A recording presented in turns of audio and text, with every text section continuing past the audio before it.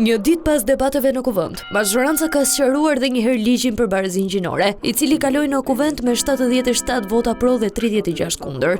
Ishte relatori i këtij ligji, deputetja socialiste Iris Luarasi, e cila shpjegoi se projekt ligji për barazinë gjinore nuk cënon familjen tradicionale, por garanton të drejtat të barabarta mes burrit dhe gruas.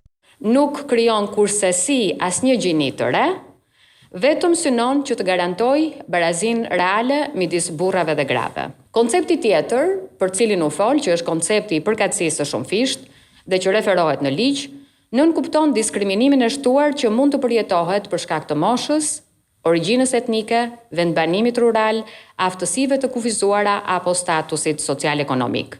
Gjatë një deklarate nga kryesia e Kuvendit, ligjvënësia mohoi tërësisht pretendimet që i hapin rrugë termave prindi 1 dhe prindi 2. As unë dhe as kolegët e mi të Partisë Socialiste nuk do ta votonin kurrë një ligj që nuk do të na jepte mundësinë që fëmijët të na thrasin nën dhe nuk mendoj se ka në një mundësi brenda një familje që dikush nga fëmijët i thot prindi 1 dhe prindi 2.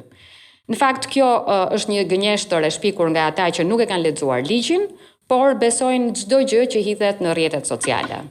Mazhoranca theksoi se ky ligj është në përputhje me detyrimet kushtetuese dhe ndërkombëtare. Ai nuk imponon ideologji të huaja, por zbaton vlera universale të drejtave të njerëzit që Shqipëria tashmë i ka nënshkruar.